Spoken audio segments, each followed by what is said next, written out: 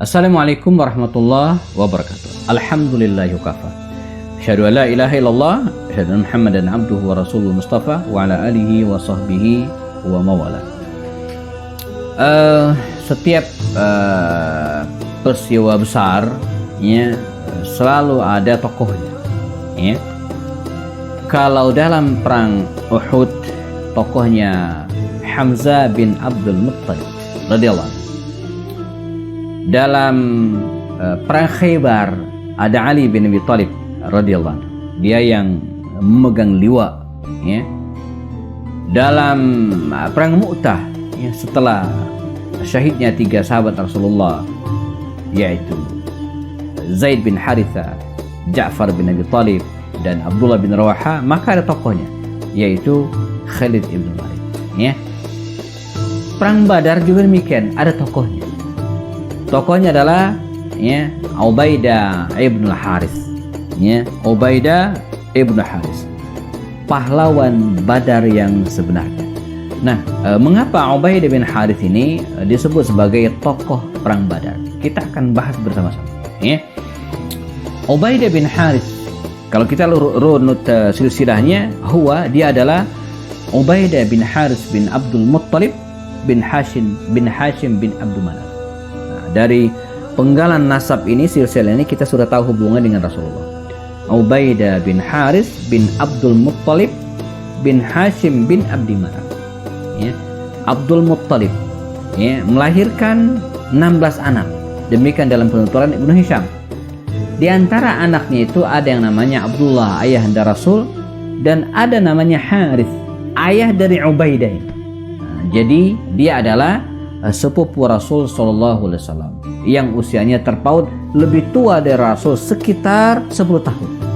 Ya, 10 tahun lebih tua dari Rasul. Walaupun usia mereka terpaut jauh, namun Ubaidah bin Harith sejak kecil Rasulullah sangat dekat dengan Rasul SAW. Ya, bermain bersama, berbisnis bersama, sangat dekat. Dan ini yang kemudian membuatnya termasuk orang yang pertama kali masuk Islam ketika Nabi menyampaikan dakwahnya. Walaupun di antara keluarga Rasulullah sendiri masih terbagi waktu itu, ada yang mendukung tapi tidak masuk Islam, ada yang mendukung dan masuk Islam, dan ada yang tidak mendukung sama sekali. Ubaidah bin Harith termasuk orang yang pertama-tama mendukung dakwah Rasulullah bersama dengan para sahabat Nabi yang mulia yang lainnya. Ada Abu Bakar Siddiq, ada Abu Salamah, ada Bilal bin Rabah dan yang lainnya. Huwa minas sabiqin al-awwalina fil Islam. Ya. Karena itu menjadi pelajaran bagi kita hari ini bahwa masa kecil seseorang itu sangat berpengaruh pada dewasanya.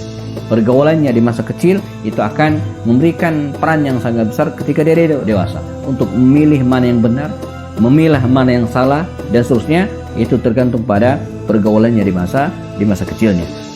Ubaidah bin Harith memeluk Islam ya, pada awal-awal dakwah Rasul SAW, sehingga dia pun ya mengalami siksaan, cobaan, ujian, dan hal-hal yang dialami oleh para sahabat Nabi yang lainnya. Walaupun dia termasuk orang dekat Rasulullah, sampai kemudian Allah Subhanahu Wa Taala ya memberikan instruksi, perintah, dan mengizinkan kepada kaum muslimin ya untuk hijrah ke Madinah Al-Munawwarah. Maka ya para sahabat Nabi pun berhijrah, berbondong-bondong mereka hijrah sesuai dengan kemampuan mereka masing-masing. Jadi hijrahnya Rasulullah dan kaum muslimin itu ya tidak sama. Ada yang jalan kaki, ada yang naik unta, ada yang naik kuda, ya, ada yang siang hari, malam hari. Dan instruksinya hijrah. Soal caranya, kapan waktunya, ya diserahkan kepada kondisi masing-masing. Ubaidah bin Harith termasuk orang-orang yang di awal-awal hijrah bersama Rasul sallallahu alaihi wasallam, dan kita tahu di antara program Rasulullah ketika berada di Madinah Al-Munawwarah, selain membangun masjid, membangun kekuatan sosial dengan menyatukan kaum muslimin lewat persaudaraan Islam, membuat piagam Madinah, membangun ekonomi. Jangan lupa Nabi juga termasuk yang membangun angkatan perang. Ya, sebelum perang Badar berkecamuk ada satuan-satuan perang yang dibentuk oleh Rasulullah. Paling tidak ada 8 angkatan perang yang dibentuk oleh Rasul SAW. Tujuannya untuk membangkitkan ruhul jihad, yang menanamkan ruhul askari, pendidikan militer dalam diri para sahabat. Makanya hari ini kita bukan haus perang, bukan pengen berantem, tapi pendidikan militer kepada anak-anak itu penting kita tanamkan sejak dini. ya, latihan mana, latihan berkuda, ya, mengendarai mobil, ya, menyupir mobil. Kalau dulu mungkin di masa Rasulullah diajarkan mengendarkan kuda, hari ini anak juga dia harus diajarkan, ya, menyupir mobil kalau bahasa saya gitu ya. Di mana ketika usia sudah masuk 17 tahun ke atas sudah bisa surat izin mengemudi gitu ya. Ini penting. Ini bagian dari tarbiyah jasadiyah, pendidikan fisik, ya, bagi seorang anak. Nah, Rasulullah membentuk satuan-satuan perang itu. Di antaranya ada satuan perang, ya, yang berjumlah sekitar 60 orang. Ya, dibentuk oleh Rasul ada 60 orang. Dan ini macam-macam. Ada yang 200, ada yang 300, ada yang 80, ada yang 60. Nah, ini 60 orang. Yang lainnya ada yang dipimpin langsung oleh Nabi. Ya, ada yang dipimpin oleh para sahabat. Nah, 60 orang ini dibariskan oleh Rasul, dibentuk oleh Rasul. Dan ditunjuk panglimanya Ubaidah bin Haris. Dari sini kita dapat penjelasan teman-teman bahwa Ubaidah bin Haris ini, ya, bukan orang sembarangan. Ya, selain memang dekat nasabnya dengan Rasulullah, masih satu kabilah dengan Nabi, sepupu Rasulullah, tapi kedekatan Rasulullah bukan hanya secara nasab. Sebab kalau kita lihat secara nasab, ya Abu Lahab itu ya dekat dengan Rasul secara nasab, tapi tidak dari sisi keimanan. Nah, Ubaidah bin Haris ini dekat secara nasab dengan Rasulullah dan juga dengan keimanan.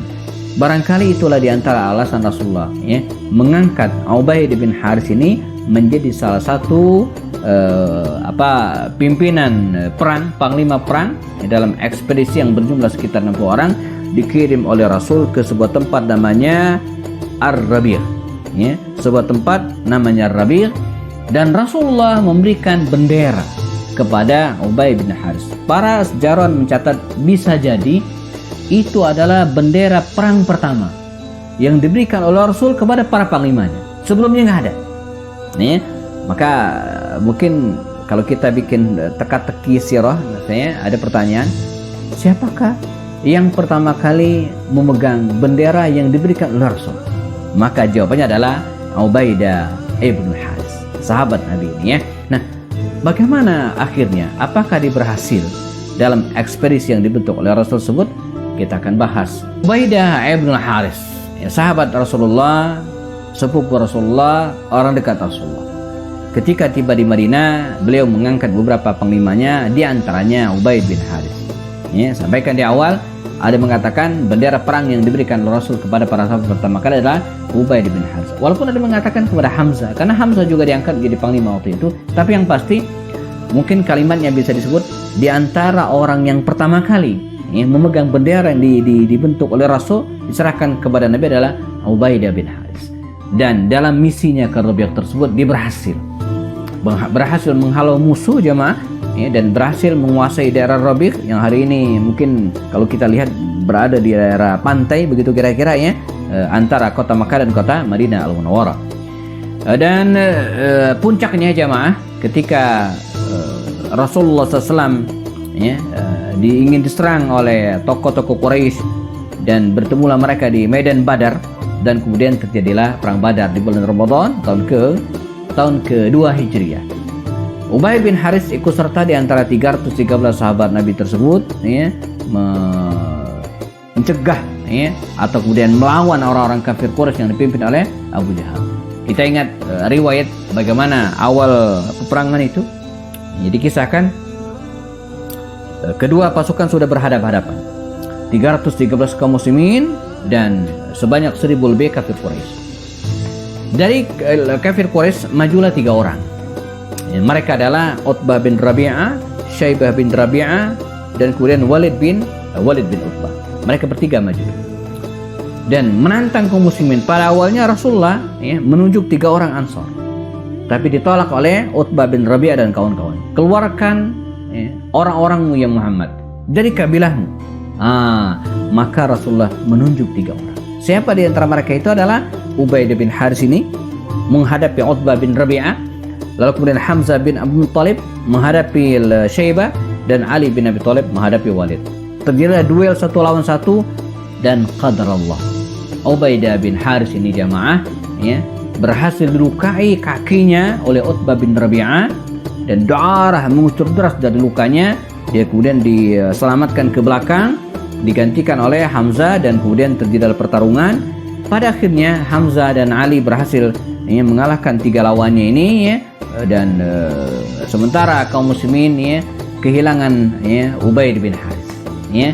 Dia terluka parah pada waktu itu, tidak langsung meninggal dunia, namun dalam perjalanan menuju ke Madinah Al-Munawwarah dia meninggal dunia. Karena itu kalau kita lihat dan berkunjung ke Badar hari ini, ada tugunya, dan di tugu tersebut disebutkan syuhada Badar ya, syuhada Badar, orang-orang yang meninggal dunia dalam perang Badar ya, ada 14 orang. Nah paling atas itu ada tulisan Ubaidah bin Haris, penghulu syuhada Badar. Kalau Hamzah penghulu syuhada Uhud, maka Ubaidah bin Haris penghulu syuhada Badar. Dia meninggal dunia janakumullah di sebuah tempat yang hari ini ya dikenal dengan ada namanya ya. Jadi Nabi pernah melakukan perjalanan di suatu saat dan mereka beristirahat di sebuah tempat namanya Nazilah. Tempat Nazilah, dan para sahabat berkata, ini jauh setelah peristiwa terjadi ya, sungguh kami mencium minyak kesturi ya Rasulullah. Maka Nabi mengatakan, wa ma yamna'ukum, tidak ada yang melarang ya, wa hahuna qabru Abi Muawiyah, karena di sekitar sini ada makam Abu Muawiyah. Siapa Abu Muawiyah? Ubaidah bin Haris. Walaupun sudah meninggal sekian tahun yang lalu, ketika mereka melewati makam tersebut dan tercium aroma wangi yang luar biasa seperti minyak kesturi, dan itu terpancar dari aroma makam Ubaidah bin Haris radhiyallahu. Dia meninggal dunia di tahun kedua Hijriah ketika terjadi perang Badar antara kaum muslimin dan orang-orang kafir Quraisy ya. Dia bukan hanya ahlu Badar ya, veteran perang Badar, tapi juga sayyidu syuhada'i Badar, penghulu para syuhada Badar. Semoga kita dapat inspirasi dari kisah Ubaidah bin Haris ini. Jazakumullah khairan. Ketemu lagi dalam kisah berikutnya. Sama saya Happy Anda Bastari. Assalamualaikum warahmatullahi wabarakatuh.